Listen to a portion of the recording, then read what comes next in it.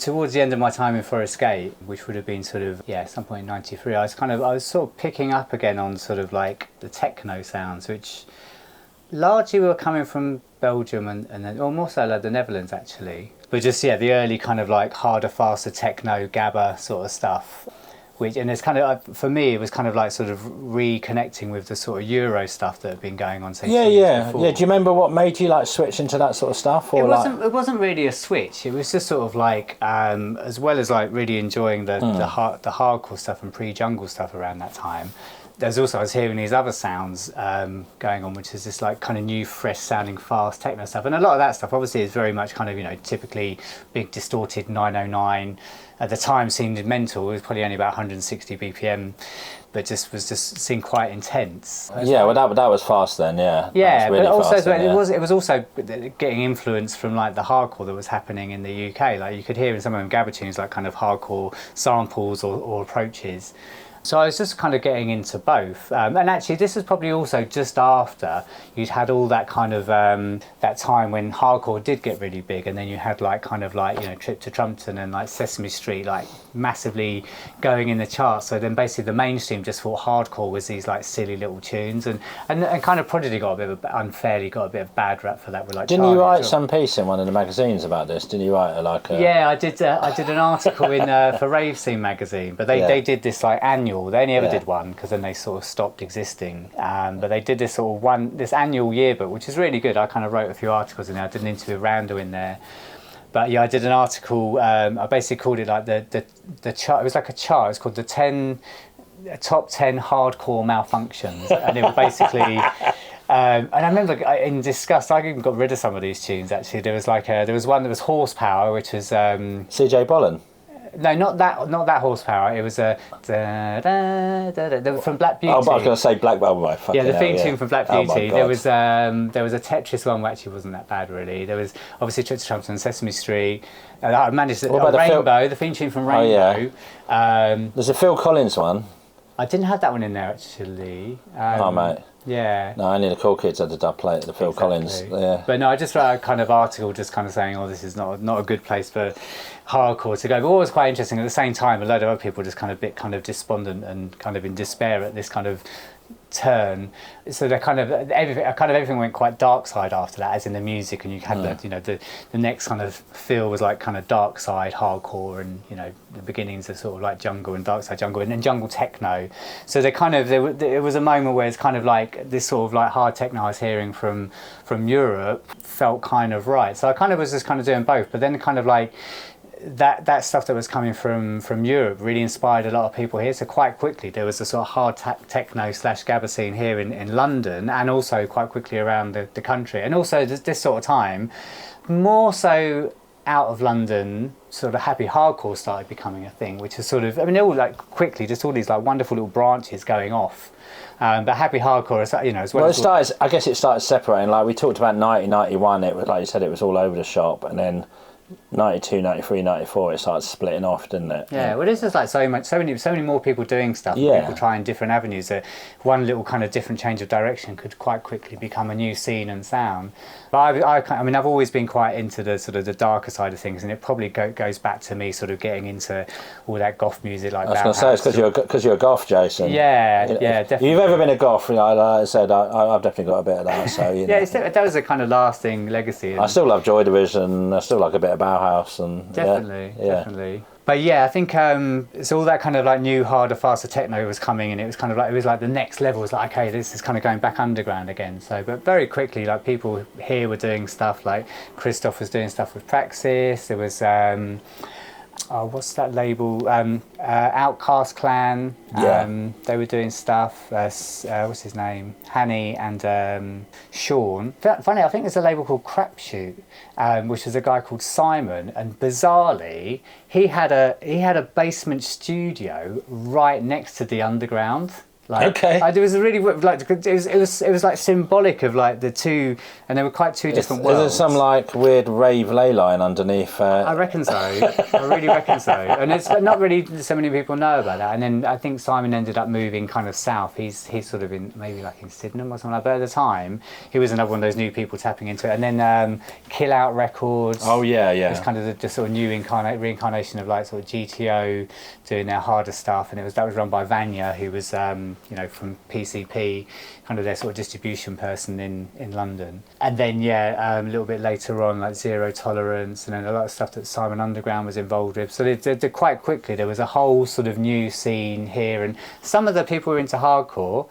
Not everyone went that way, but people like Loft Groover, he kind of like completely championed it. Went kind of really quite hard and extreme with it, kind of almost getting to a point of like death metal kind of like kind of gabba. Was this a time of knowledge then, or like this is? Yeah, so this for me and that this kind of the next phase was around this time like knowledge started, and I kind of started kind of going there quite a lot, and that was run by someone called Jane Howard.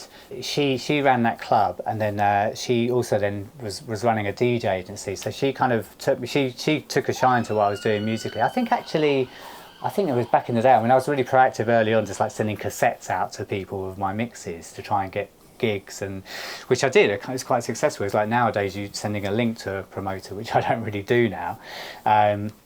But that would be the equivalent now. But I sent her a tape, and she took me on. And I think her daughter, Corinne, she, I mean, sadly both of them passed away. Jane about 8, 9, 10 years ago, and Corinne passed away like this summer. Oh, okay. But they basically kind of Jane was the one kind of really running Knowledge, and then Corinne kind of she when she was 18 when Knowledge was going on. Okay. But I kind of really got into Knowledge. I was like going there like that was midweek, wasn't it? Wednesday night. Wednesday night in SW1. SW1 club, right in the middle of Victoria. It's literally right next to Victoria Station, wasn't it? To the right. Yeah, really weird little spot for a club. Yeah, it was. I mean, it was quite not the most obvious place, but very central, and it became a thing for a couple of years. Colin Faber and Colin Dale were the residents, and I think Brenda Russell, a bit of a resident maybe. That might be more later on with like Deep Space, but it was a really good club because she was tapping into all the people doing kind of techno related stuff in London and the UK, but also because she was running the agency, she would get people who were like flying in from Europe and America to do bigger gigs at the weekend. She'd get them to play. So like Sven Vath was playing there, like Moby was there one time. There's some pretty mad gigs. Some of the lineups are pretty mental. For a Wednesday night in Victoria. Exactly. And she was really good as well. She managed to get a few people who were more sort of hardcore and jungle to kind of like, hey, do you want to come and do a techno set? So people like Fabio and Groove Rider would come down and do a techno set. Well, they started off playing techno, didn't they? Exactly. They totally know all that stuff, and they totally love all that stuff. Yeah, but obviously this is sort of like 93, 94, so they probably weren't sort of in current techno so much at that point, but I think they used it as an exercise to maybe pull out some of those older techno records or some of the newer techno records they were probably getting access to in some ways. But it was really good. I went there every week, and I remember because it was this square sort of space, and it had a balcony on the first floor that you could look down onto the dance floor. And I remember like after going there for about a year or so, I just really remember like I just took a moment. I just really breathed it in. I was like really cherish this moment because this won't be here forever. Like all these things, they're never here forever. And it really taught me a lesson because after another year or two, it wasn't there. Yeah, it's gone. I remember being up on the balcony. I remember the balcony just looking down. Yeah. Yeah. There's some good, I think BPM, remember that TV programme that Dave Durrell, who used to be in Mars, MARRS, so he ended up being the presenter for that programme, but he came down and did a whole episode down there. So it's a really good bit of footage. I downloaded it recently, I haven't watched it. But no, that was cool. I mean, kind of, and it was a really good place for sort of like networking in the soft sense. You just saw everyone else in the scene, whether they're like, people from London or further afield. But yeah, Jane got me bookings up and down the country, like more playing techno. She was playing in all the big raves, but like, some of the big raves were sort of slightly turning to techno, or they'd have a second room playing techno. So one of the places, and actually this was a booking off my own back, was like Helter Skelter up in Milton Keynes. Oh wow, yeah. So they had the main room, which was like kind of hardcore jungle, and then sort of a lot of happy hardcore. But then they had the room upstairs, which is called the Technodrome. So I used to play there regularly for a couple of years. Like me, people like me, Marky G, producer, HMS, Colin Favour would play there occasionally. Yeah. Was he playing the real heavy stuff, Colin Favour? Or? He did a bit. I mean, he was such a versatile DJ. Yeah. You know, he kind of cut his teeth in the sort of 80s, sort of like being a bit like what I was saying about the DJs and stuff, like playing like all night in a place. So he used to play at Camden Palace as a resident. Well, I was sort of playing. I always tell the stories of when I went to Pyramid at Heaven in '85, and that's where he was the first. He was the first one playing house music in the UK, apparently. Exactly. Yeah. So really, you know, but kind of playing a whole range. He'd always play a whole range of, you know, the kind of underground music at the time. And he come through Small Wonder and stuff like that, and you know, all the punk sort of stuff. Yeah. You know, he goes back to, you know, like he goes back to Joy Division days and like The Cure and Who on Small Wonder, and he had a really mad link, Colin Favour, with No, definitely that's where he's sort of first cutting his teeth. Yeah, exactly. So, yeah, he would play. He wouldn't go. He probably sort of touched upon Gabba a bit, but probably just playing maybe that's slightly harder and faster stuff at some points at a sort of peak. But he'd play a whole range, you know, like maybe some more trancey stuff, some proper techno stuff, but. Yeah, he was a great DJ. Definitely took a lot of inspiration from the way he played, you know, just a nice breadth of music, a journey, always sort of good in the mix with a kind of sort of, you know, you'd be like, has that gone into another tune? Almost I wouldn't know. Well, like I said, he went back in the day, so like, you know, he was like one of the DJs who mixed in the 80s, you know, he actually was mixing records. He knew what that was, you know, like I said, like a lot of us sort of come into that scene and we sort of realised what it was, but it was like a totally new thing, whereas he'd been doing it a long time. No, he's definitely really well experienced. Yeah. But yeah, like with people like that sort of playing up at Helter Skelter and but yeah, Knowledge, yeah, he was resident there, Colin Dale as well. Yeah, I had one interesting episode. I was leaving Knowledge one night, and this when I was still living in Forest Gate. And I drove from Forest Gate to Knowledge SW on Victorian, and I must have left at sort of 2 or 3 in the morning. And I was driving from there, I was driving along Piccadilly, and then basically 2 big kind of police kind of meat wagons kind of like were behind me, put their flashing lights on, and one got right in front of me, and so basically it was like kind of like in my car, one in front, one behind. I was like, okay, I think I need to stop. Anyway, pulled over, literally hearing a megaphone like, do not get out of the car. And then literally I was surrounded by about 12 to 15 police officers all pointing guns at my car. Wow. And I was like, I mean, I was like so kind of like, this isn't real. I wasn't actually scared. I was just, what the fuck's going on? But I got out of my car and I was like, God, is there any kind of like, you know, is there any substances in the car, you know, or anything like that? There wasn't. But they kind of, I got out of the car and they actually weren't interested in that at all. I mean, this is me, I mean, so this is like kind of, early, like 93, 94. But what it was, apparently I matched the appearance of like some kind of IRA suspect that they were kind of like on the lookout for. Bloody hell. Yeah, because I was just lucky you didn't have an Irish accent, yeah. yeah, exactly. Probably wouldn't be here. Like. Yeah, but I've got sort of Irish kind of ancestry, so yeah. I guess profiling it must have made a bit of sense, but yeah, they weren't. I mean, they were searched the car, but you could tell they were more like they were searching for something else. They weren't kind of like quite quickly they were like, oh yeah, I think you're not the person we want. But there's just like literally the whole car, just like wow, all just like poised like this with their their rifles pointing at the car and kind of me as such. Yeah, that's scary when that happens, yeah. mate. Yeah, me and Stacey had that driving through Romford one time. They did exactly the same thing. We had 4 cars and they pulled over with guns out. Wow. And it was me because I had a hat on and I was wearing some sort of coat which I looked quite like, I don't know, I guess it was a bit like OG gangster sort of look. I was quite smartly dressed with like a mad sort of hat on. Mm. And they just pulled all the guns out. They pulled us over and they, and then they were like, oh yeah, sorry mate, we thought you were like this other guy. They quickly realised it weren't. But fucking hell, it was on top. It was on top. Yeah, well, just knowing what kind of goes on. Well, and again, it could have so easily gone further. Well, again, again, sometimes it's how you handle that sort of stuff as well. Like if you're like, yeah. Yeah, well, I guess I probably actually genuinely didn't kind of like look scared, like I was guilty. I was just a bit like bemused, as like, I wasn't kind of angry or taking offence. It's like I was just like, what's going on? Don't understand. Yeah. But yeah, that's one memory of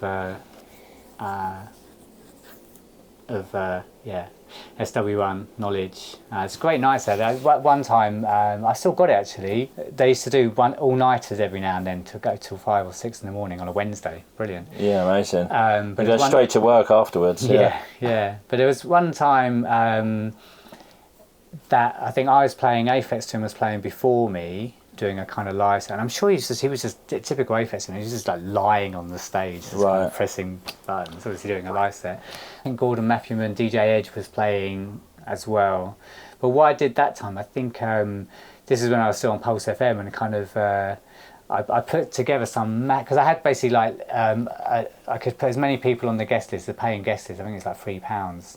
I could put as many people as I want. I think I had a guest list of about 300 people. Oh, amazing. Well, maybe a couple hundred people. I've still got the guest list somewhere. It was like handwritten. But that was really cool. Just sort of like kind of people who, you know, I met a lot of people who listened to me on the radio. And yeah, well, the radio had like a lot, you know, what's the word? It basically, you know, you had a lot of listeners on the radio. Obviously, like your sport for choice now, and if it's on internet radio, if you got 50 people listening to you live on internet radio, sometimes you're doing all right, you know. Yeah. Whereas, and again, when me and Stacey used to do chilling on, our show was a Saturday evening, mid-90s, and it'd be all over London, and I literally would get people come up to me because they recognised my voice, just talking outside a club, because they, you know, people were just in cars driving about or at home, and so a lot of people would have been listening to your shows, wouldn't they? Whereas, you know, obviously now, like it's the sport for choice of the different ways you can listen, whether it's on SoundCloud or streaming on. And there just is so many more stations. Yeah, I mean, yeah, exactly. It's just so, but that, you know, again, it's the thing that comes up all the time is pirate radio, but that really is how everyone heard all these mental tunes, whether it's weird early breakbeat tunes or mad techno tunes. There's probably loads of people, you playing some mad techno, that's what the first place they would have heard all that sort of stuff. That's true. You know, I mean, I say, so when I was sort of first playing techno on Pulse FM, I mean, I remember it, you know, it was some of the early Gabba, but it was also some of the really early, like, kind of underground resistance. Like, I remember playing Seawolf on Pulse FM, which you wouldn't kind of obviously associate that kind of music with, you know, the legacy of Pulse FM, but, you know, kind of, it all relates. It's all kind of, with hindsight, it's all the same thing, really, even though at the time it felt like techno and hardcore were two massive worlds apart, and they sort of were. Yeah, I mean, I used to buy a lot of records in Vinyl Solution when I was living down there, and I remember buying Underground Resistance in there. I remember buying UK hip hop in there, and then early rave stuff as well. So you know, all of Phil Asher normally. Yeah. You know. Good old Phil. Yeah, good old Phil. Yeah. Yeah, I used to buy loads of just random sort of stuff of him. Yeah, no, he was a lovely guy. Actually, I got to know him quite well when I was working at Kickin Records, because Kickin Records was sort of just around the corner from where. That's based down there, isn't it? Yeah. Yeah, so just a little bit further down. What's the road the Vinyl Solution was on? That's Portobello Road. Portobello Road. So a bit further down Portobello Road, you got that kind of building, that kind of like a walkway above. I think you pointed out when we were down at Carnival this year. Ackland Workshops. It's down there where Subterranean. Yeah, that's a. Yeah. Well, that said, actually, no, before that's where it was in its last phase. But prior to that, it was literally just around the corner from Vinyl Solution. So Portobello Road borders with Westbourne Park Road. So just around the corner on Westbourne Park Road, there's the big famous store that was in the Richard Curtis film. Is it like Four Weddings and a Funeral? I don't know. The other film I don't watch these sort of films, Jason, but like... Yeah. Of course you don't. But basically, like, so Kickin Records was originally like just next to there. It was like 282 Westbourne Park Road. Yeah. But basically, Richard Curtis lived in the place next door and had a place... This is before he was a famous film director. Yeah. Just before he got famous. So he used his sort of massive front door as the setting for the film. I think it was... What's the other film he did? Is it Bridget Jones? No. No, not that one. Yeah, it might be For Weddings Funeral, or the other one around that time that was based in Ladbroke Road. Notting Hill. Notting Hill, yes. Notting Hill. Clues in the title, mate. Yeah. And I knew it was just like really obvious. It's like yeah. So the doorway in Notting Hill. I think everybody who's around there, like they do, obviously hate that film because obviously you will get all the tourists out there trying to take the photos, but it is what it is. Yeah. No, well, I saw it at Carnival weekend this year as well, but it's still there, massive. It's quite an iconic door because it's kind of like a big door, but then it's almost got kind of two kind of like Greek kind of like columns around the doors, some of them sort of doors.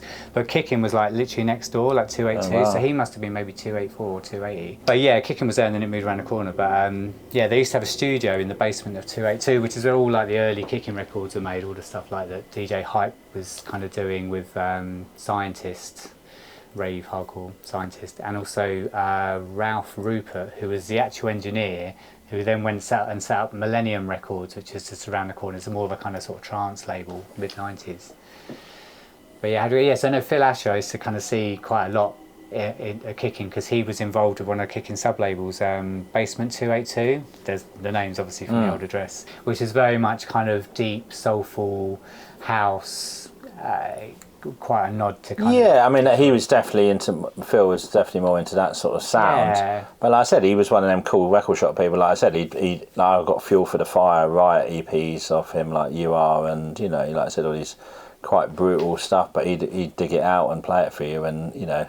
Yeah, said he was more into his jazzy and his housey, and, you know, he's all over the shop, Phil Asher, but, you know, he liked his disco and all that sort of soulful stuff as well. Yeah. Yeah.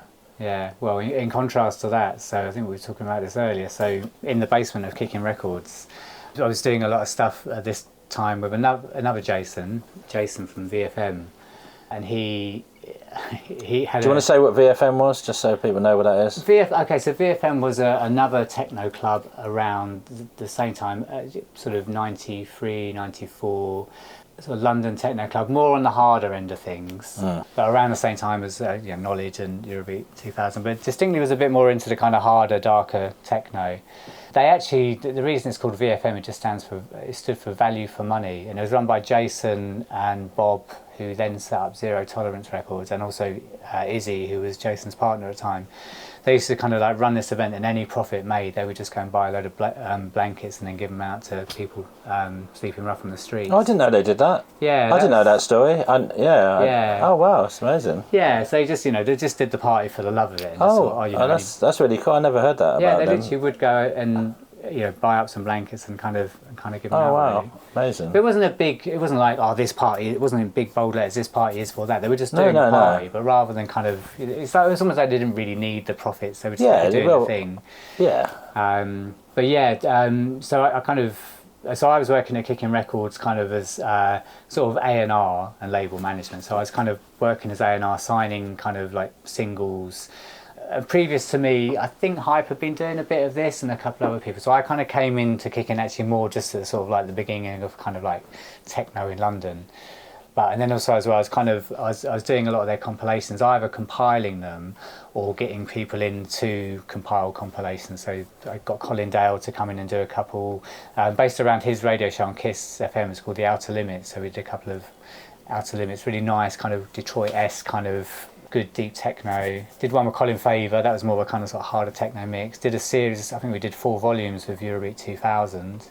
Yeah, got Sine Wave in, kind of did 2 volumes of them, just kind of a compilation of their back catalogue. Generator Records from Detroit did a compilation of their stuff. I compiled all the Techno Nations series. It's actually, again, it's always other people that kind of help your journey. There's a guy called Mike, can't remember his surname, but he compiled the very first Techno Nations. But by the way he did the very first one, he kind of came to see me one day just to kind of get some ideas, some tunes. And then he was like, actually, maybe you should come and work at Kickin. So it's through him.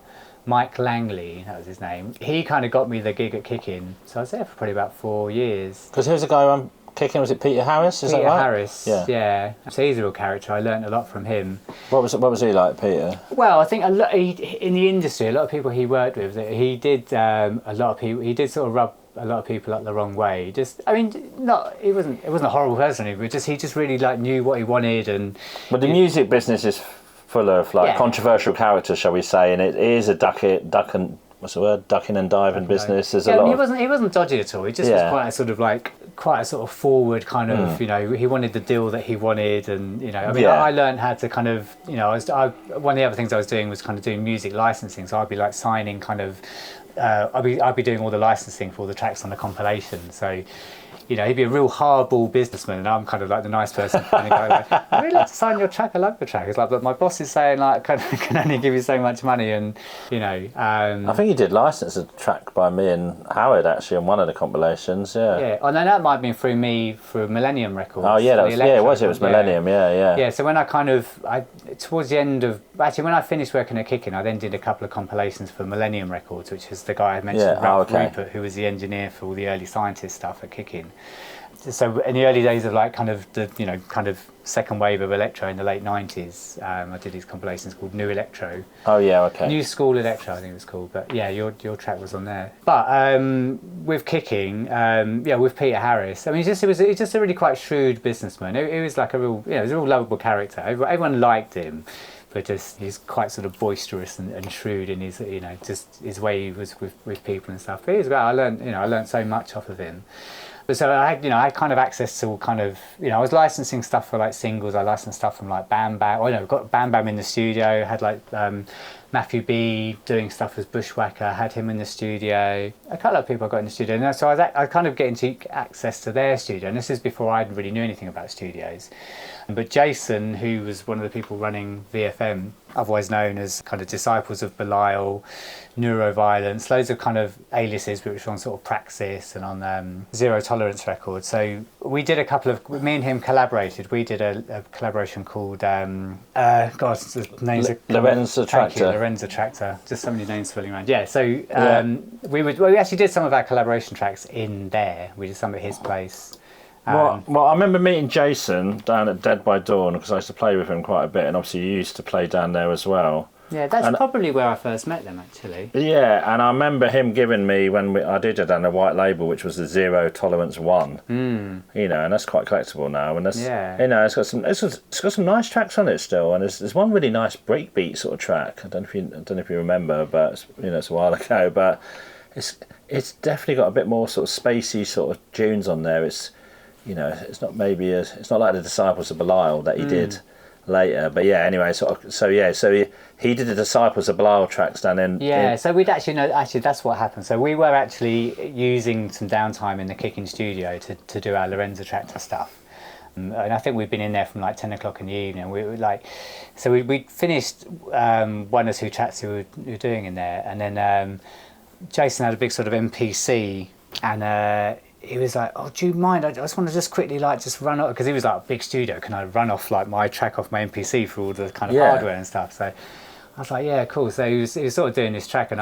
nobody had a digital audio workstation at home then, did they? No, so we were using Cubase, but it was Cubase on being in the studio was a big thing, wasn't it? Yeah, definitely. I mean, everyone was beginning to have setups, but usually the kind of setups back then was just literally an Akai sampler had 10 outputs. Yeah. You might even just be kind of just outputting out of that to your DAT machine if you were lucky to have a DAT machine. Well, even having somebody you could put multiple outs on like a mixer was. Yeah, I mean, quickly towards the mid 90s, people quickly started up speccing their studios, so they were kind of getting into having a mixer and then some kind of outboard and effects. But yeah, even the Cubase in the Kickin studios, it was a cracked copy of Cubase. So every now and then the little bombs would kind of come across the screen and you'd have to kind of shut it down and then open it up again. Right. But yeah, and it kind of worked really well. But yeah, we'd finished one of our Lorenz Attractor tracks. And Jason was like, "Can I just quickly run out this track that I'm working on?" It was properly sort of 200 BPM kind of gabber. It's basically it's a 7-inch that was on Praxis, Sell Yourself to the Devil. Actually, it's a free tracker.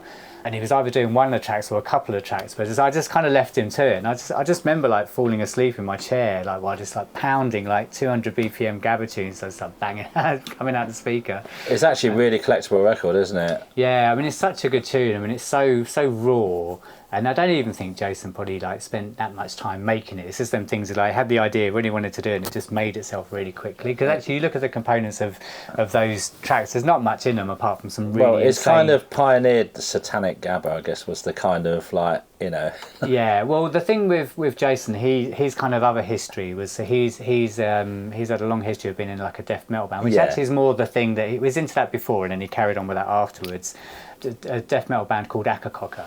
So he was very much just kind of doing what he did with the band, but in kind of Gabber-esque kind of fast 909 terms. Yeah, well, I said, yeah, I've got a copy of that 7-inch, but it goes for quite a lot of money now. Yeah, I mean, it's where it's such a little 7-inch. It's like I'd moved a couple of times and I was convinced I'd lost it. I was like, where's it gone? Where's it gone? Like, and then I literally found it a few years later. It disappeared somewhere in my. But I saw them do a live set down at Dead by Dawn. I remember they did a live, and like the whole thing was like you're not meant to know who they were. They were like a secret band, which obviously is probably just ruined now.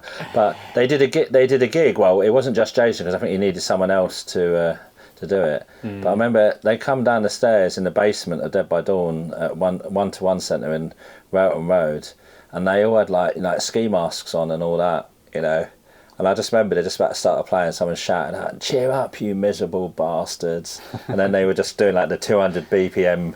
You know, Gabba with them, well, Jason, I assume, screaming over the top. Yeah. Yeah. I mean, there was a couple. I think someone else in the band, Akakoka, kind of would occasionally kind of be part of it for live performances. Yeah, but yeah, real talent. There used to be like an interview that Stevie put up on C8 website. Do you remember the C8? Oh, yeah, I remember that, yeah. And it's an interview with Disciples of Belial, and I think they did it in the Highgate Cemetery. And it's this real, like it's very tongue in cheek. But I think it was one of them interviews that a lot of people probably took more seriously than they should have. It's all to think about. It's just the light is about to go, and we're meeting Disciples of Belial by the tomb of so and so in Highgate Cemetery. Anyway, yeah. I think he had a good sense of humour. Oh, no, definitely. The whole imagery was really kind of, he got right into it. Got right into character. But yeah, the Lorenz Attractor stuff then that you started doing with him. Tell us a bit about that sort of stuff. Or what was the sort of ideas there? Well, I mean, interestingly, the Lorenz Attractor stuff isn't so sort of like hard banging techno / Gabba like that we were both sort of into at the time. And the VFM parties very much ended up being that either by the end of the night or by the later parties, but otherwise it would have been just I remember playing sets in there and sort of starting off my sets with kind of like loads of like hard Jeff Mills records like Waveform Transmissions 3 and then sort of early Spiral Tribe stuff, and then some of the kind of the kind of Rotterdam Gabba stuff, but that kind of was quite typical of the night there.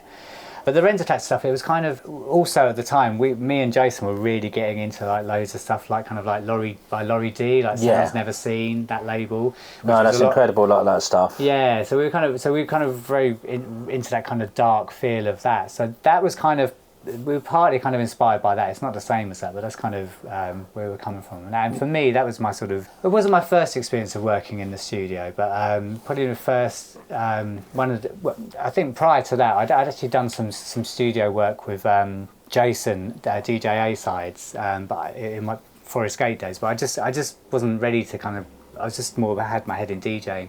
And then a little bit later on, around the same time I was doing stuff with Jason, I did some stuff with Optical, as in Optical and Ed Rush. This is before he was Optical as a drummer, but he was actually a techno producer. So me and him did some tracks together. It's actually under the name of Warlock meets the Morpheus, because that was his sort of techno alias, on a label called BT Recordings. But again, I mean, to be honest, I feel like those tracks are a bit more him because he was on the buttons and I was kind of sort of interjecting a few things, but I just would just zone off because I'm not involved. I'd come with the influences actually. It's like, let's make some tracks like this. And he was very good at translating that. And Jason was a bit more collaborative, but I think after those experiences, I then sort of started getting my own sort of studio equipment. And well, I think I said to you, like on Discogs, it describes Lorenz Attractor as an experimental noise act. Which I think is quite a good terminology. Yeah, it borders on that, definitely. Yeah. Definitely. Yeah. So after been doing stuff with Jason as Lorenz Attractor, I was sort of building my own studio, which basically my first bit of equipment was an Akai sampler. One of the later ones, it was a CDI 3000 or 3200, which had all the luxury of what an Akai sampler could do. It had the Akai, it was the beginnings of the early days of Akai filters. That had like a sort of CD drive which you could kind of rip samples from or use their CD-ROMs. I thought it was brilliant. I learned everything about kind of production on there. The manual was really good. I kind of learned things about ADSR, what filters are, kind of EQ. Then, I just had that in my front room, no proper acoustics. And then I had, I basically had an 808, which Colin Favor had lent to me, and he lent to me for like about, I don't know, 3 or 4 years because he just wasn't using it. Well, do you remember we did some tunes together? So yeah. So that was the 808. So and we used the 808. And do you remember the other fact about that 808? Because you had the original box from Colin Favour. Do you remember that? Yeah. So Colin Favour had actually bought it off of Daniel Miller. Yeah. Who ran Mute Records. Exactly. So. He still had the box and it had Daniel Miller's. It did, yeah. Daniel Miller might have just said Daniel Miller Mute Records, you know, whatever, West London. Yeah. So that was really cool provenance of the 808. No, exactly. And I used it on loads of my early productions, which some of them surfaced on Zero Tolerance as I had a couple of aliases. One of them was Integer, and the other one was Noetic Movement. So there's quite a lot of 808 laced in there. And that 808 was midied up actually, although it didn't seem to kind of work at its best. It was better kind of using the internal sequencer. But yeah, really enjoyed using that. But I kind of used it for a couple of years and then Colin did want it back, so I gave it back to him and I was like, I really should buy one. But I felt like I sort of had my moment with the 808 and like, you know, I was like doing more sample-based stuff.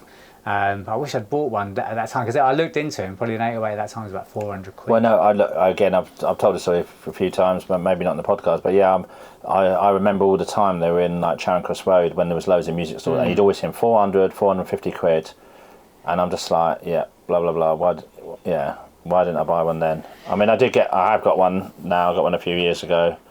You know, I mean, I think I had to pay 1,900 quid for my one, which, you know, but now I'm. You know, luckily I got it when I did because they're even more crazy money now, $4,000 or something for an 808 for a good condition one. It's such an iconic kind of vintage bit of kit, isn't it? Really. Yeah. But that was really good fun having that.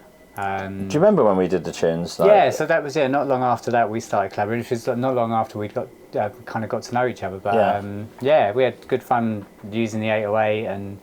I quite like my studio time because I had like a massive like Soundcraft Spirit 24 channel. Is that what the desk was? I remember you had a big old mixer, yeah. Yeah, really big old mixer. And like, so basically like all the outputs of the 808, because you have like sort of individual outputs out of the 808, as you know. So they were all like on their own channel on the desk. I had my Akai sampler, had every channel of that out on the desk. And then I had a synth which I've still got, which I bought off Jason, Sequential Circuits 6-track. Yeah, I love the 6-track, yeah. Well, it's funny because I when Jason sold it to me, he sold it to me at fair value, but he's like, I'm only going to sell this to you and to you and to this price, like as long as you just hang on to it. And I still hung on to it. Okay, no, cool. Not really just because of that, but that does kind of echo. Well, yeah, I'm sure after like, how long was it? Not 25 years, probably longer, yeah, then, yeah.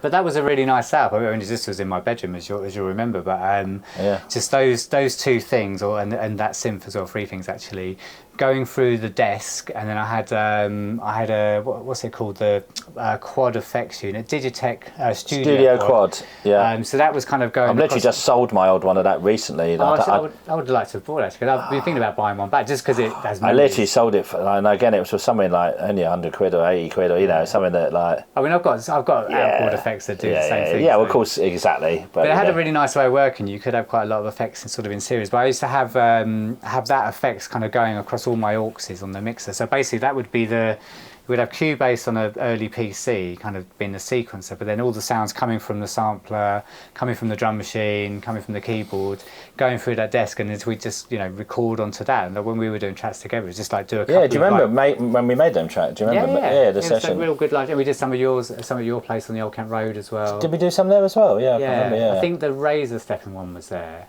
Yeah, because that's the one, because I put that out on my label, Unearthly. That was Unearthly 3. Yeah. And because I remember I took some of them down to Big Apple Records in Croydon. Oh yeah. And I remember I had a card from was it John Kennedy? He used to run it. Yeah, he used to run it. So that was 97 or something. But that Razor Stepping tune, there's a real like sort of almost like weird bass on that, isn't it? It's like dubsteppy, wobbly bass. So. Yeah, it sort of growls, doesn't it? Yeah, it's got a right mad bass. I'm like, because I remember taking all the copies down to Big Apple. Yeah. So yeah, I'm convinced that's proto like dubstep influence, like all the early. They all heard it in like Big Apple in '97, and then when they were 6, they just exactly past the shop. Exactly. Scream was there, and Mallow like. No, exactly. Razor stepping. Yes, we should make dubstep in like 10 years' time. Yeah. No, I created everything. Yeah. Yeah. But no, I really enjoyed making it. But I had the Sequential Circuit 6-track on the other day, and I was going through the presets, and one of the presets came up. It was exactly one of the presets we used on not Razor Step in one of the other tracks. Oh, is it? A real bubbly, gurgly kind of. Oh, amazing. What was the other tracks on there? There was one called South London Strut. Yeah, it wasn't that one. There was one called Breaking Distance. It might have been Breaking Distance. Yeah. Yeah, that's quite a weird tune, actually. Yeah, there's a bit in the track where it just stops and it starts again. I think. Actually, do you know what? I've literally just remembered now. I think when we were doing it, I think the 808 was just going fucking mental. I wouldn't be surprised. And I think in the middle of that, it just stops out of nowhere and then starts again. But we were like, I think we were all doing live takes. I think that was the best take, and we were just like, okay, that sounds pretty cool. Actually, it wasn't meant to do that, but again, it's that, happy accidents where it sounds all right. And no, definitely. Yeah, I forgot about that. Yeah, maybe some dodgy trigger or something. Yeah. Yeah, I don't think the neighbours. That was when I was living with my mate Alex. Yeah, sure. I don't think the neighbours were kind of too happy about the studio there. But. Well, I remember when we went out sampling, that builder was outside. Do you remember that? Oh yeah, I forgot about that. Yeah, because I found a DAT tape recently. There's this guy, the Flicker or something. Do you remember him? The Flicker, yeah. Yeah. There was a builder outside. They were just bashing loads of scaffolding poles, and I had a little portable DAT at the time. And I definitely remember we went outside. We were trying to record him surreptitiously to get some sounds. What we were doing. Well, then he thought we were from the council, or something, like obviously trying to. And then we're like, oh no, mate, we're making tunes. We're sampling, mate. So he just started bagging all the poles for us. That's it. Yeah. Yeah. And I've got a conversation with him, and then he said, oh, they call me the Flicker. And we were like, why'd they call you Flicker? And he just picked his nose and flicked it out in the street. We're like, oh god. Anyway. Yeah. Anyway, so I found that DAT recently. Brilliant. So yeah, all from that time. Because I think that's what we recorded it on in the end. My portable DAT, maybe. I think when we were at yours, then I had a DAT player at mine. Oh right, okay. I had one of the Sony ones, the DA. Yeah. Oh no, it's a Tascam. Yeah, one of the kind of almost like hi-fi Sony DAT. Yeah, DA20. Is that not the Tascam? I don't know. Anyway, we're probably boring old people who talk about DAT machines. Yeah, but that's boring. That's boring. Fucking hell. Get my hat. A coat. So I guess that's that's coming up to the sort of later 90s. I wasn't really playing any Gabba at that point. I left Gabba quite quickly. I was fully immersed in it for like a couple of years, and then it was just like other techno I was finding more interesting stuff. I will say there's one label I don't think we did mention, was the Network 23 label. Oh yeah. Actually, so that's one of my other first studio experiences. That was with Sebastian, DB69. Is that right? Something like that. Yeah. I don't know. Shouts out to Seb, but early days of like Network 23, Mark kind of coordinating all the labels and getting. Maybe just explain that, because that was Spiral Tribe's Network label. 23 was Spiral Tribe's kind of label. Kind of, I guess it was post all the initial kind of big Spiral Tribe stuff in the news and their deal with and it probably actually was because they had their deal with Butterfly Records. Yeah. So I think there was a kind of like a new chapter and not connected to the major label that they were signed to with Spiral Tribe. But so that was just kind of Mark's idea, got me in the studio with Seb, and we made this track called War Space, which is on a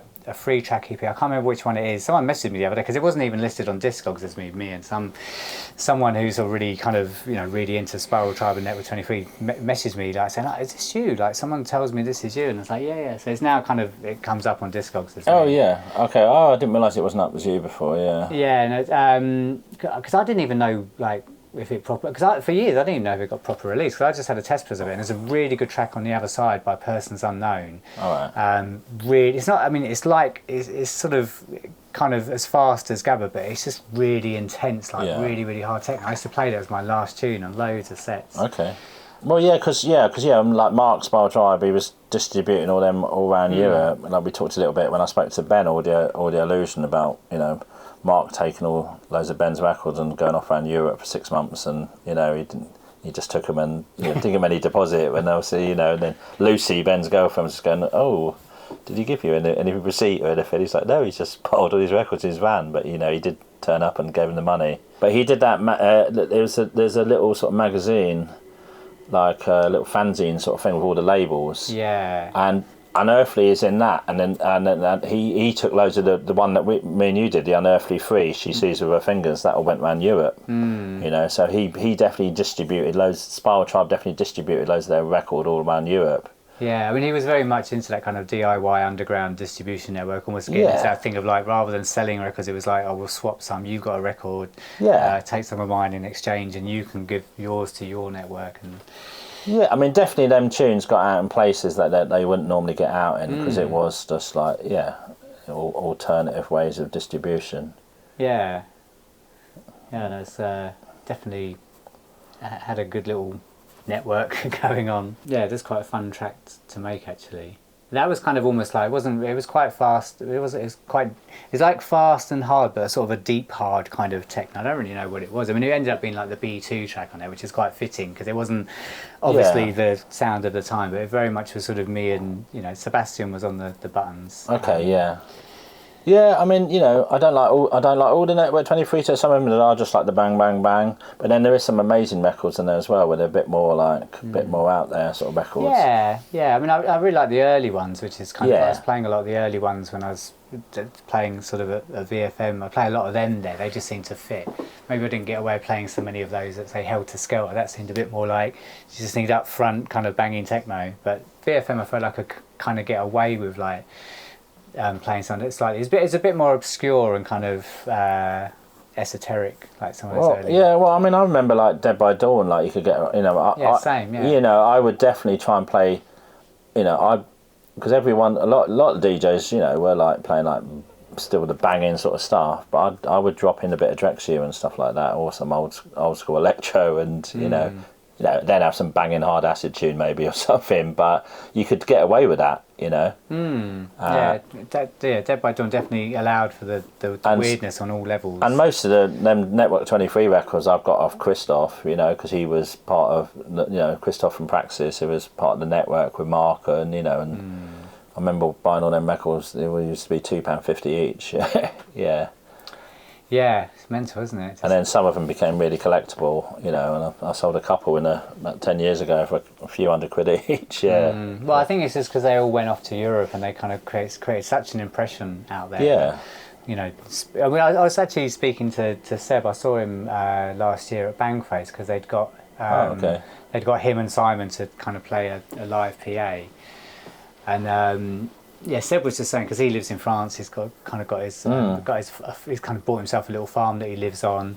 He's saying like him and Simon are there. He's like they're treated like kind of almost like mega gods. It's almost like they're like Hawkwind or something out there. In terms of like, he wasn't like kind of bragging. He was just saying. Do you know what? I think Hawkwind is a really good description. Yeah. Yeah. There's some parallels there, but I just think because obviously post criminal justice bill here, and then Spiral Tribe and lots of other people just did that mass exodus to Europe where the rules weren't so tight, and in the process kind of inspired all that kind of that whole sort of technical way of being, so therefore they're just kind of so revered. So much has been not even just in France but sort of further afield in Europe. It's quite fascinating to see their influence. In Europe they've definitely got a core audience who loves all that sort of stuff. And because a lot of people used to buy these records off me and spend loads of money. A lot of them were French. There's a real sort of French thing about it.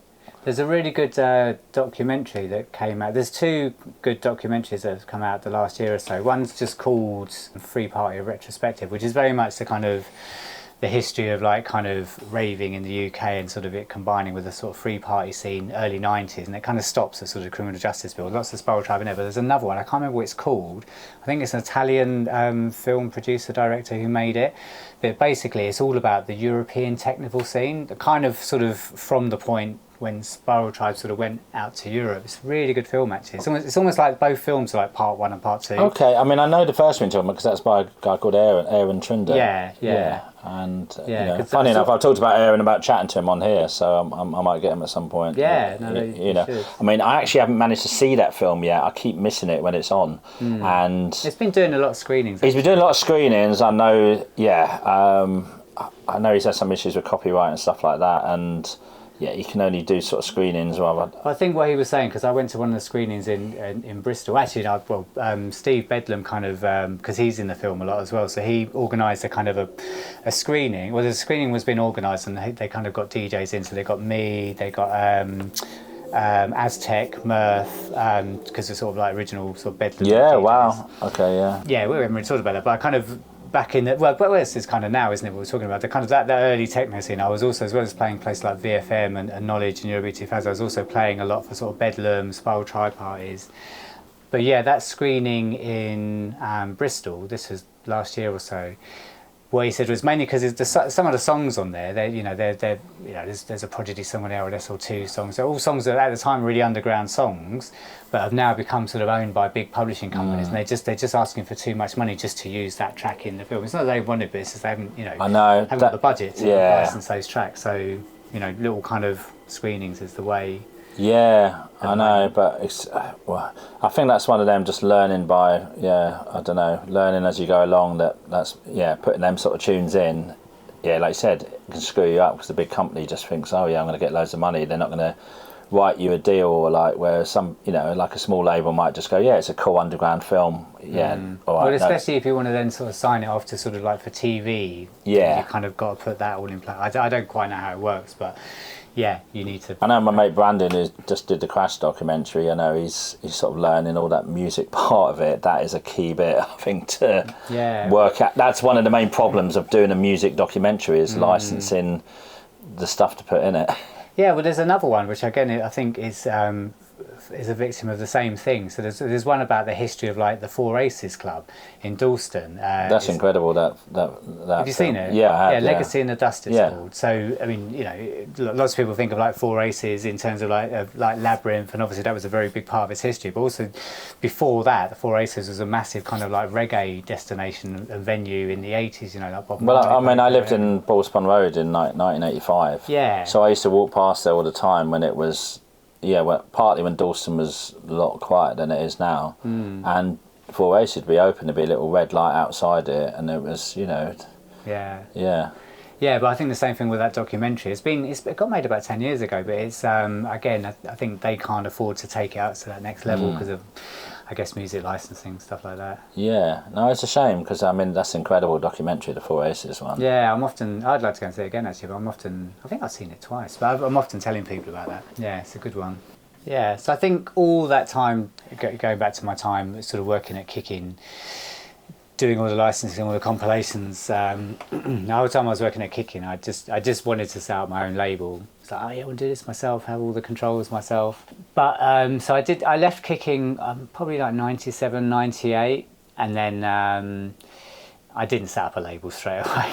It took me quite a few years before I. What did you do? Yeah. It's true, actually. What did I do from that sort of point? Well, I think around that time as well, I met your sister. Who is my long-time partner. DJ Stacey, aka DJ, producer NoYeahNo. Yeah, we haven't really mentioned that we're sort of kind of family. Yeah. Yes. Yes, must disclose your connections. Yeah.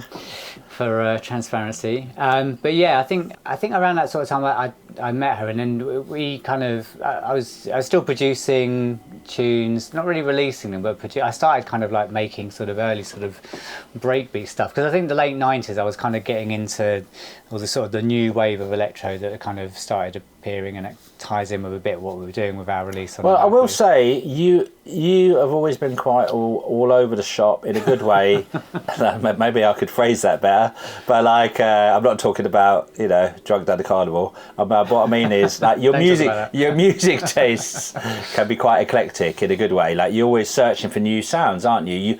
Some people have played the same hardcore records since 1992. Yeah, they're doing very well like that, and that's good, fair play. But like you said, you went from hardcore into like the techno stuff, into breaky stuff. You're always into looking for new sort of sounds. I know that's part of your DJ DNA, to put it constantly. Yeah, I think that's always been my remit. I mean, going back to all that old school stuff, like when I was first discovering that, it was this mad new music from another planet, another lifetime, and that is what excited me, and that's always been my excitement since then until now. Just always wanting the excitement of something new. So thankfully that has like led me through loads of different genres. I mean, basically what happens is like I'll be there at the starting point of something, it's really exciting, just new ideas, kind of sparks flying, people don't even know what it's called, and people kind of cross-pollinating stuff and mixing stuff together that shouldn't be mixed together, or influences combined that shouldn't go together. But then usually what happens after a couple of years with all genres, or it becomes a genre, it becomes a formula. It's like, right, okay, so this sound it's got to be 140 BPM. It's got to be half-time program percussion. It's got to have an LFO wobbled sub. That's what you do now. Yeah. Well, that's why someone might be like, no, this is not real dubstep, or this is not real grime, or this is not proper hardcore or proper jungle. It's like, fuck off, innit? It's but it's happened with all the genres I've been into. You can't help it, I guess. Yeah, I mean, just like techno, for instance, in the 90s, which I was really into. Like, I'm talking about the more kind of, 140 BPM, 130 BPM type techno.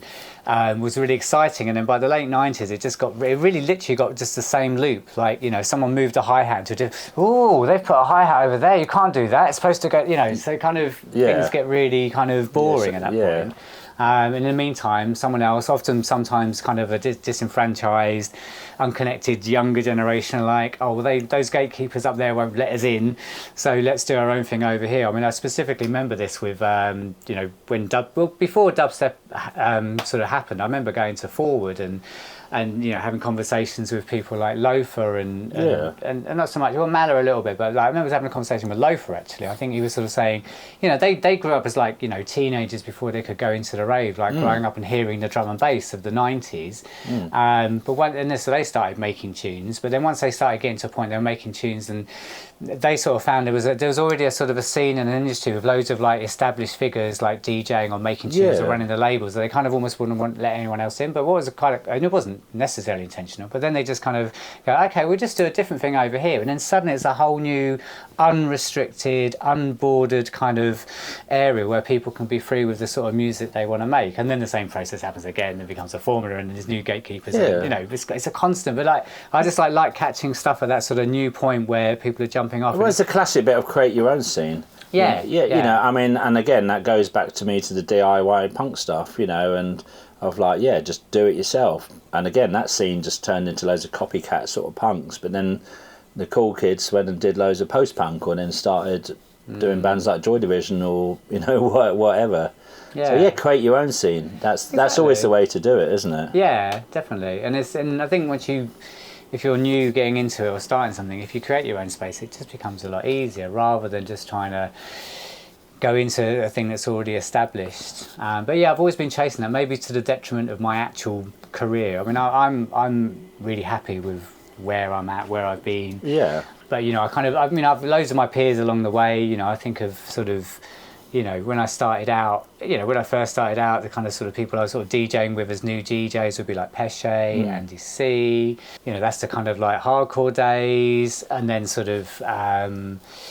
Sort of techno days, sort of like, kind of people like Surgeon and Regis, and sort of like, people have become really big techno people for that thing they kind of stayed with and have evolved within it. Yeah.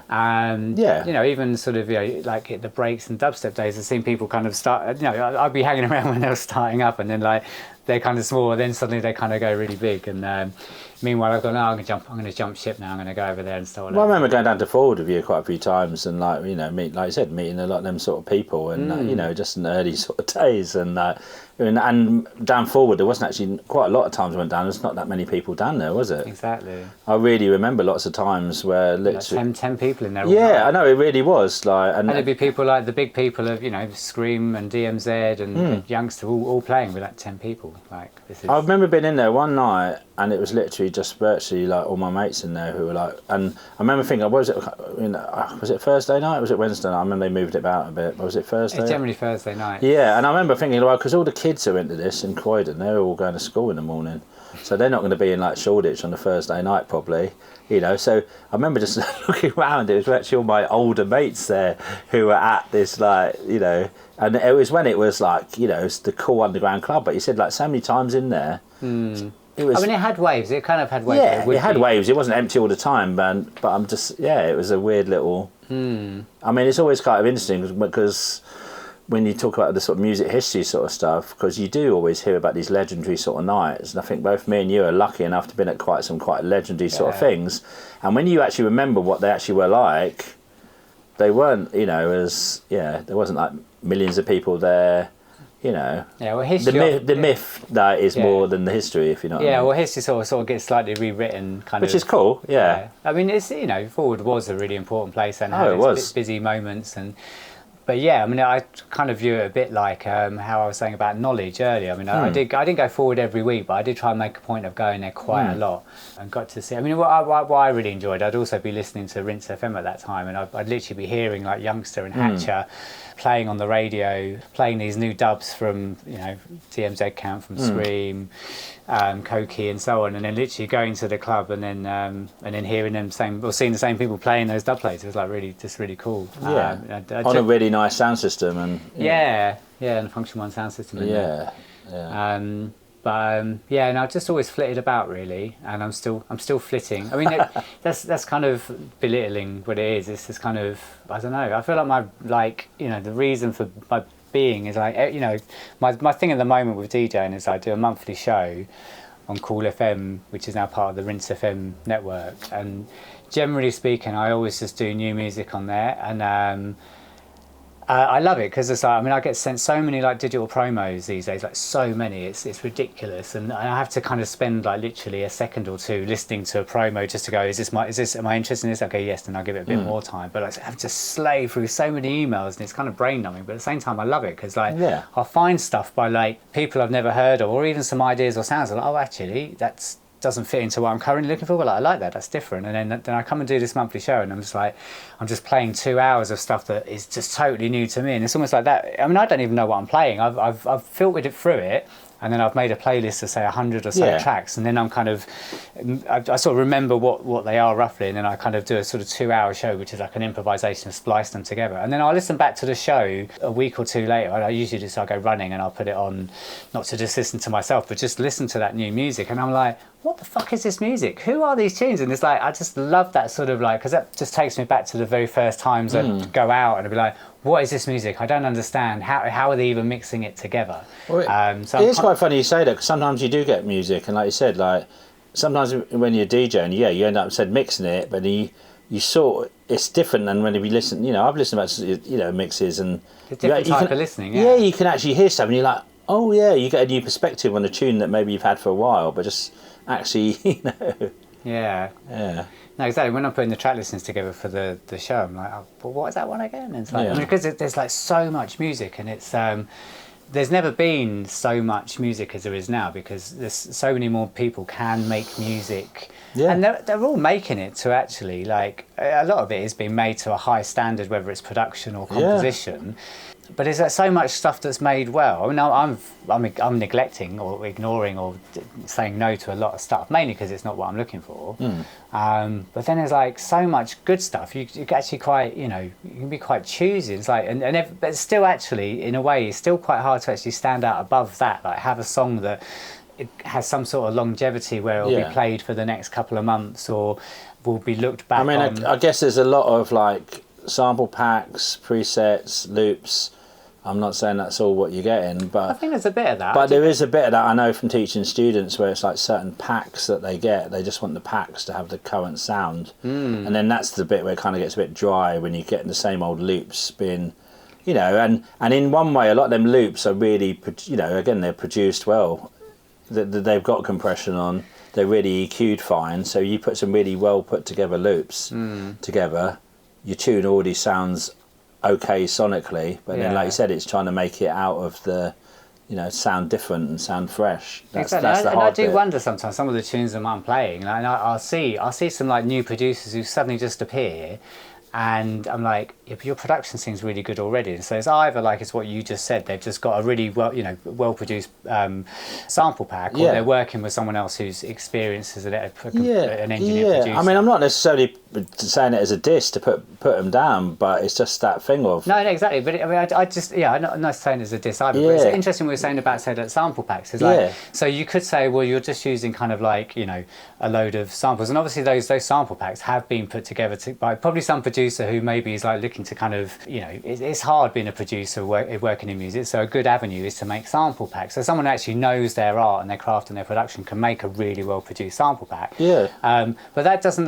so the fact that some say new producer comes along and just organizes or arranges those like loops in a certain way can actually make a real banger. And that's completely valid. You think like in this day and age we are like God with like DAWs and productions, like we could do everything at our fingertips. We can be the composer, the keyboardist, the engineer, the producer, the mastering engineer. We can be all those things. It doesn't necessarily mean they were good at all those things. But if you think back into music being made in the 50s or 60s, all those roles I just said would be a different person. Yeah, exactly. So as such, like that person just coming along with their sample pack, like, you know, they're actually showing really good skill at sort of arranging and composing. Maybe they've got a bit of a DJ's ear because they're a DJ. So what's to say that isn't completely valid? I mean, so I don't know. Some of the tracks I'm playing might have been made like that. I don't know. I mean, if they're not being made well, then it still shows through. But I have actually been thinking maybe I just need to get some of these sample packs and just like cut to the chase, because I'm just like, I need to make all these things myself by hand, and then I guess again, like I said, that's what I got from like students, teaching students how to make music. I would be like, why don't you go and sample this stuff and doing this? And they're like, oh yeah, Neil, but no, I just like this pack I got. I like the pack's got all the garage loops I like, so I'm just going to use them because it's so and so did the loops and I'm like them and they did the loops, and I'm going to do that. And again, all right, I'm like, okay then, yeah, you know, and again, part of me is like, well, yeah, you should be creating all your sounds from scratch, you know, or you should be doing this, or like, you know. Also, you can flip the script. You can get your kind of like garage sample packs and then make a completely different type of song, like a drill song or a breakcore song, but make it with this like garage sample pack. And it's like, that's kind of actually twisting it up and adding some kind of different stamp on it or originality. So I don't know. Do you ever go on Reddit? Like my latest thing I've discovered, I think it's from some of my old students. There's Reddit drum kits where people just post up these drum kits that they made, and you can just download every day. There's like some new one, and people vote in them. Yeah, so some of my students go on stuff like Discord, and then they're all like sharing files that way and making tunes that way. Okay. You know, and a lot of them are making their own sort of beats and sharing them with each other on Discord. There's a quite interesting community of sort of getting into there. But I think it's what you do with it. I mean, you know, you can equate that sample pack, for instance, you can equate that to sort of like hiring a session musician who's good at playing drums or good at like playing keys. It's just another version of that, really. And like you as the producer is just kind of like overseeing or being an executive producer of that process. You know, you might be the one with the vision. You know, there's been so many people over the years who've been successful producers, don't know how to kind of like control the buttons at all, but just know how to speak to people who do. Going back to my earlier examples of working with other people, like I'm not good at telling other people that well how to control the buttons. I had to learn it all myself. But yeah, some people are good at it. So that's the same thing. It's like producer just gets the sample back. It's I guess like all the early, like, you know, like the early jungle hardcore people, they had all the packs as well in a way. Because like, you know, like funny enough, when I saw the Busy B the other day, and he was also, you know, he was talking, you know, they were talking about getting the tunes off like future, you know, the breaks of future music and the samples, and there was all them 0G packs with all the original breaks on, and all the Jungle Warfare ones. So again, which are all really well produced. Like, so much credit needs to be given to those people. I think actually one of the people who did one of those series of sample packs was, do you remember like on Outer Rhythm Records, Man Machine? Yes, I think the guy behind that was one of the people who made those either the 0G ones or the Jungle Warfare ones. No, there's something. There's the Man Machine one that's got a weird Japanese. Animal or something, isn't it? There's an animal. There's a Man Machine animal track that's got kind of. Yeah, I'm sure there's one that's got some Japanese symbols, but anyway, some of the Man Machine stuff is great. Yeah, but someone who's learned their craft as a producer probably not ended up making that much money from making the music. It's like, okay, I can be. In fact, actually, they might have even been involved with setting up the company that released those sample packs. It might have been 0G, or it might have been one of the other ones. I might look into that. Yeah, but full credit to, you know, someone like that who's, you know, it's the same as like kind of like giving credit to the original drummers, like, you know, GC Coleman for the Amen Break. It just kind of just did this certain bit that just allowed all these other people to produce at this sort of higher level.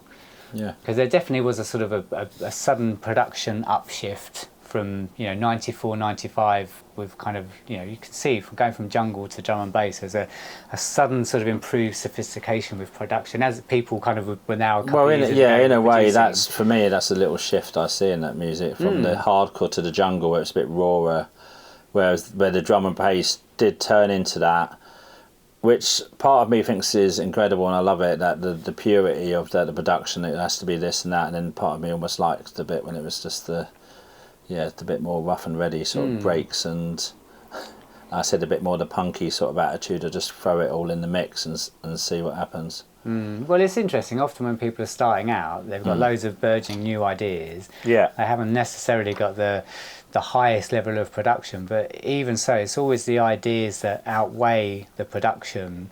And not with everyone, but you know, that might sort of tilt as a producer progresses. They kind of get more refined production, but maybe they're sort of it's harder for them to keep coming with that first of new ideas. Not everyone, but you can see that happening. Yeah. Something that's really well produced isn't necessarily I mean, some of the early hardcore records I got on like the 4-track EPs, there's like 1 or 2 really banging sort of like Mentasm tunes, and then track 2 on the B-side or something is just some tune that doesn't make any sense whatsoever. And like they've obviously just thrown these samples together, and those can be the most amazing tunes, but they can really tell that they really have got no idea what they're doing, but they've created some really almost avant-garde piece of music, because it's like just weird loops and samples that have just, you know, just for the fun of it, you know, thrown it together. And they're like, I'm not sure what's happening there, but I like it. Let's exactly, exactly. Yeah. And I like, in contrast to that does typify a lot of stuff from 91, 92, people just literally getting a sample and throwing stuff in, but there are also producers from around that time that had already been in the game for maybe 5 or 6 years and kind of had access to better technology and been producing for. I'm thinking of people like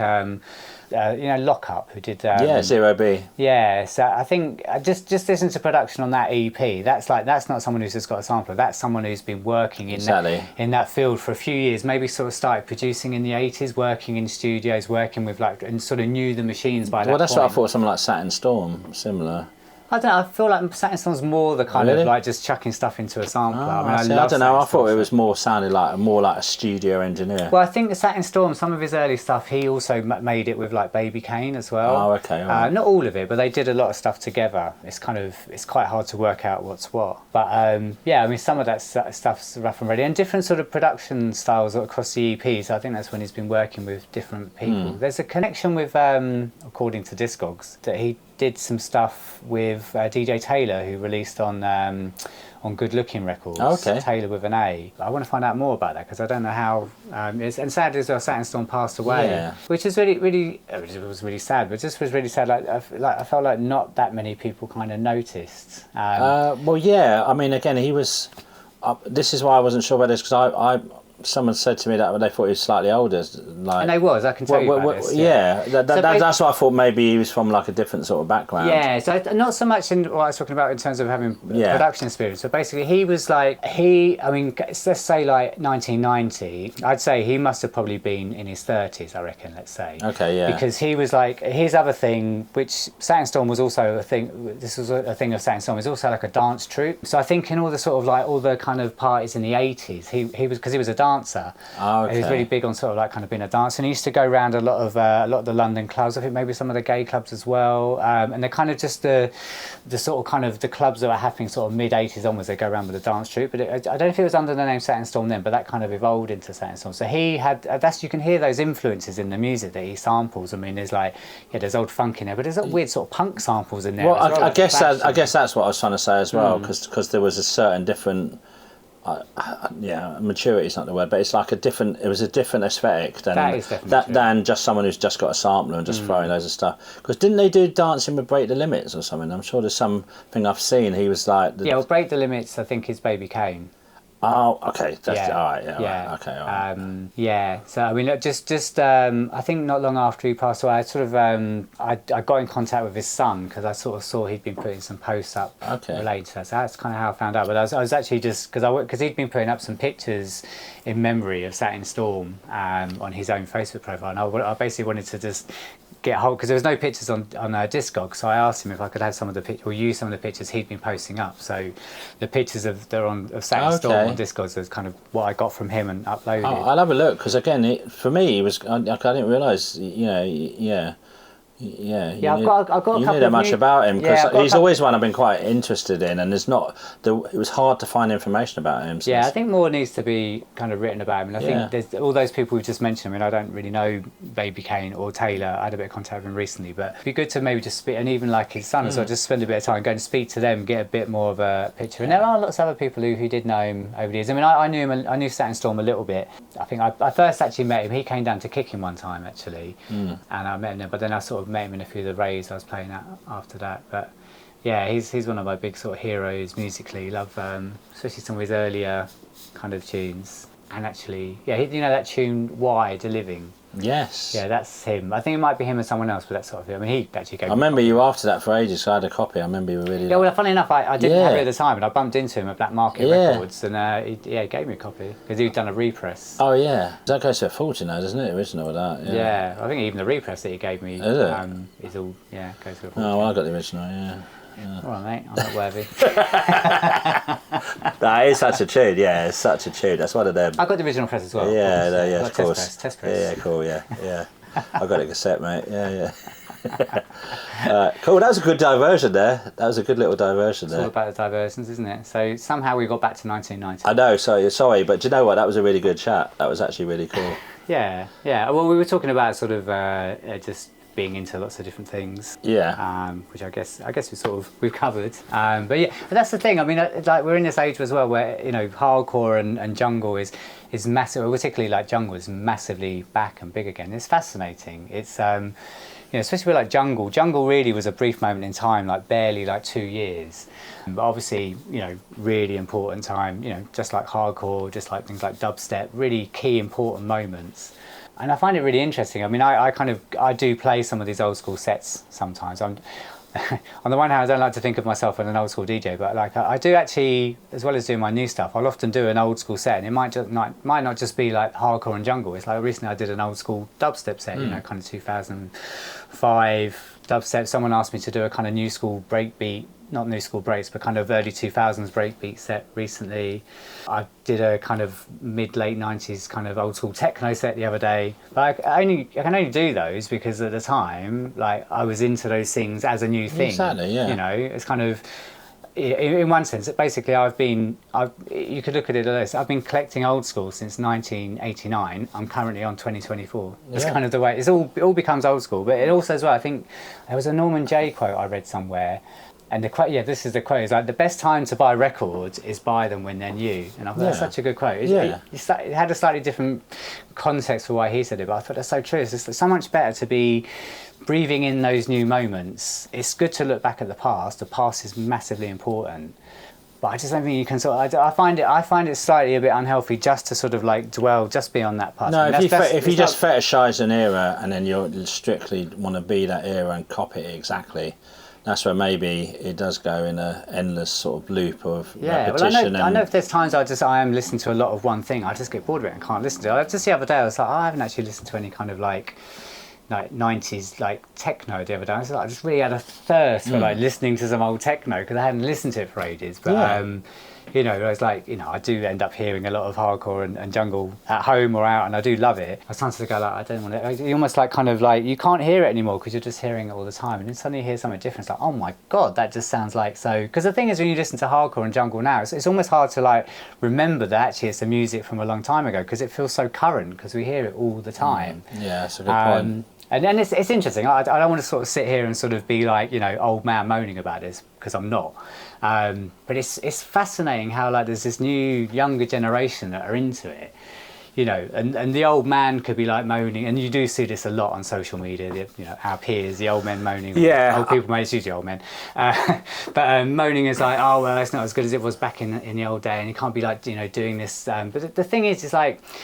Yeah, I think there's a point with the sense of like if you're just literally copying something from back in the days, like because all that jungle and hardcore wasn't made by copying something else exactly the same. It was what we were just talking about, like just like right at the frontier of like new music. That's how those things came out. So looking back on it and copying it, that kind of is a bit. It's almost like not so original.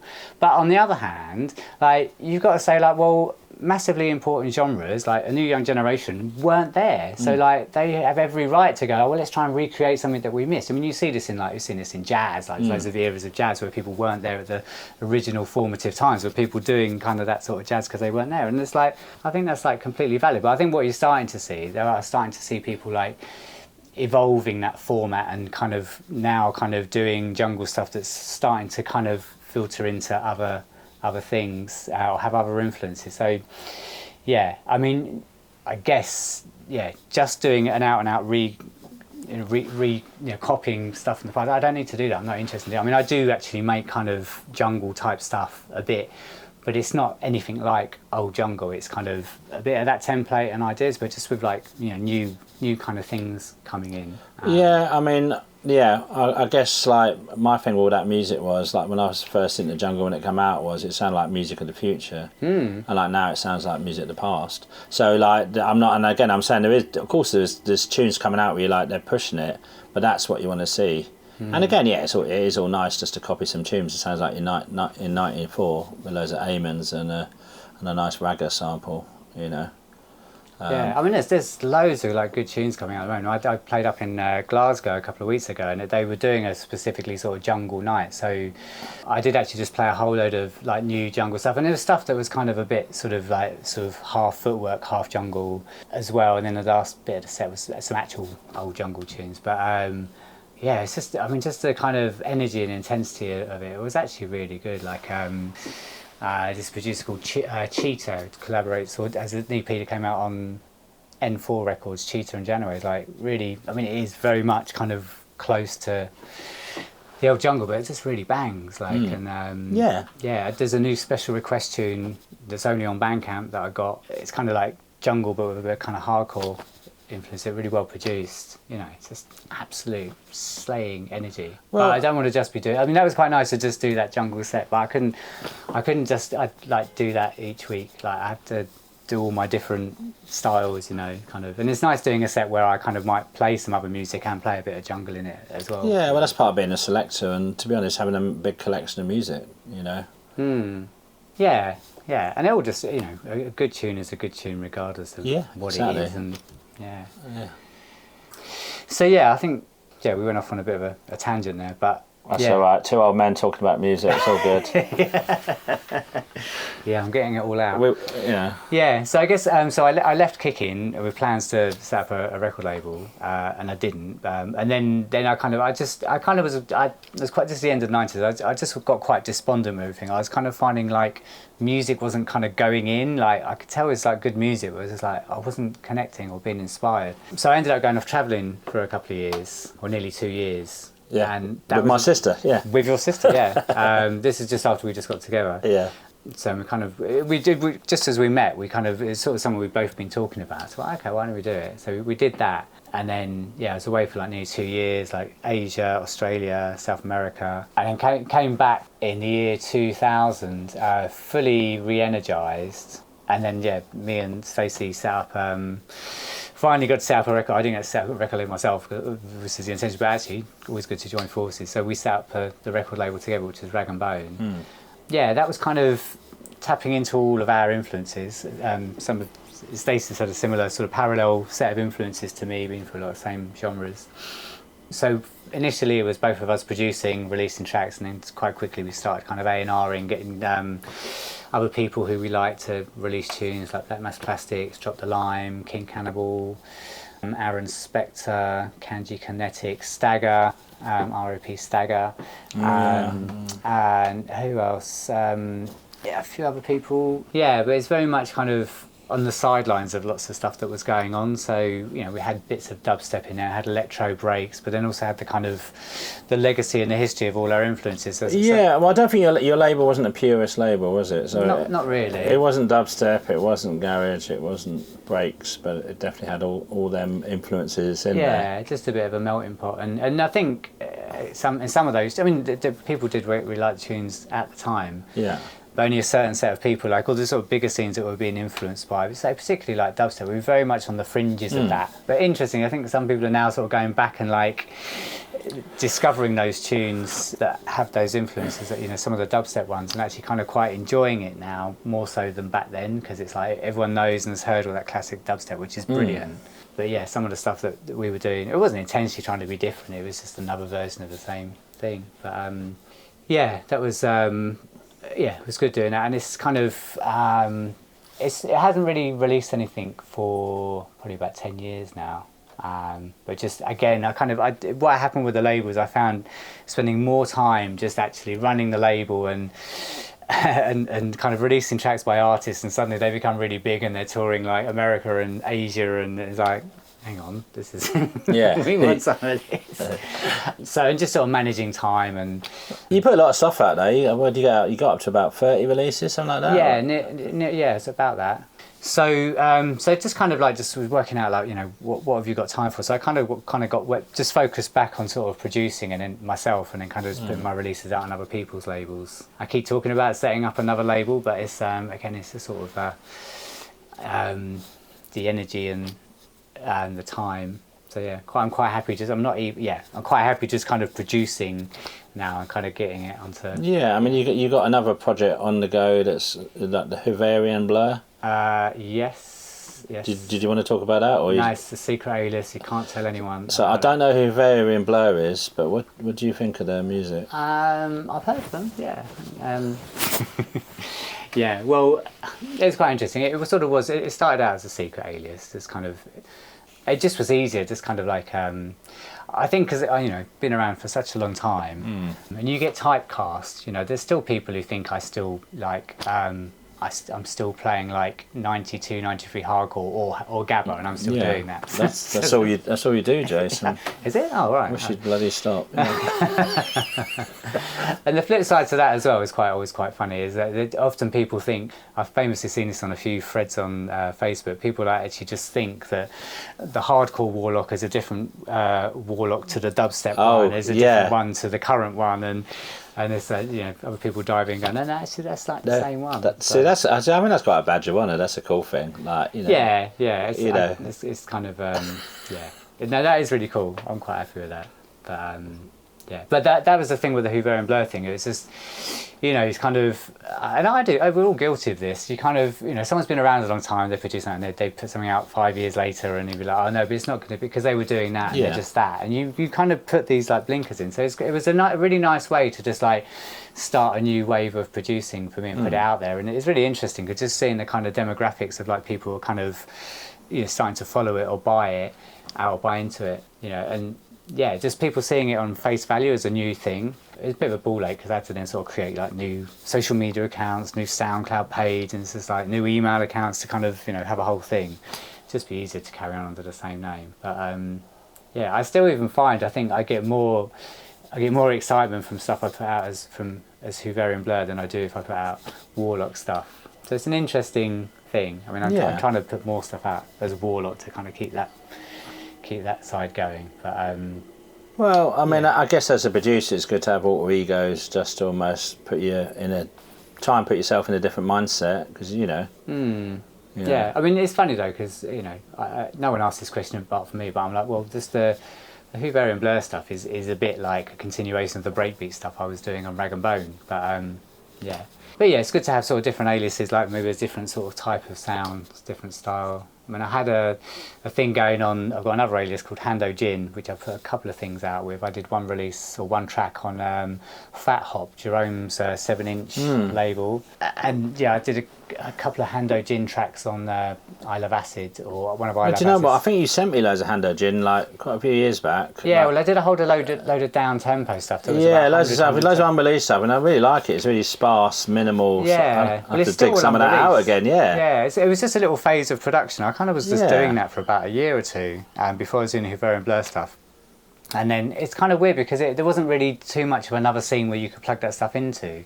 There was a whole sludge thing that was going on for a bit, like people like Marshall Applewhite and the friend from Detroit, or Marshall Applewhite's from Detroit. Yeah. So I was kind of been inspired. That was kind of partly the inspiration. But then I kind of ended up moving on. But I still got this whole body of work that I should do something with. And I keep thinking, and I just kind of it's just long. I'll just make some new tracks. Well, but I should revisit that format, actually. Maybe do some updated takes on like working at 110, 115 BPM. Yeah, it's good. It's good to go do different tempos as always, isn't it? Yeah. And again, I know you're up and down across the tempos. Again, that's the thing.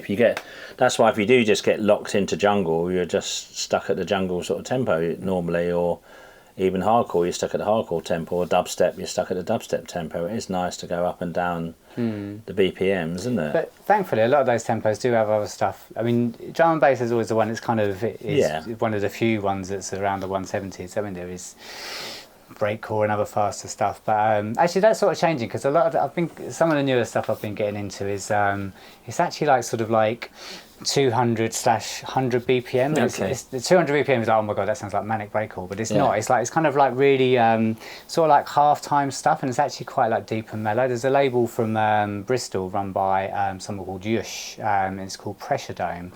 They've been doing a lot of stuff on that front. There's a few other people like Durango's, another producer, but really enjoying that, because it's almost like a sort of tempo range that sort of feels like it's sort of been off limits for sort of clubbing music, as in if you get to sort of 190 BPM or 200, that's sort of fast unless you're doing breakcore, and then 100 BPM is actually too slow. It's not, but it's kind of, but there's a nice way. There's loads of stuff coming out that's like 190 BPM, 200 BPM, or 210, therefore 105, and then from 105 you can just slow down some house records at 120 BPM. You can just kind of keep doing this loop going like really, really fast. Well, do you know what? Because we were saying about people like trying to young people, I mean, like I said, we're saying this as two older guys here chatting, like, trying to copy jungle records in 94, 95, or copy these old sort of genres and recreate them.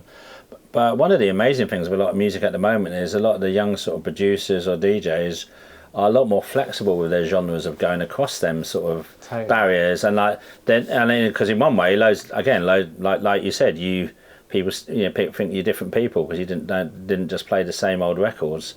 Whereas a lot of them old parties, if you're playing a jungle hardcore place in the mid-90s, they're not going to allow you to play a techno track. But the sort of places you could get away with that now, and there is people that's blurring all them sort of boundaries, and it's less, if you like, Well, I think where we're at now is like we're sort of like 3+ decades into sort of like this massive like dance music epoch, right?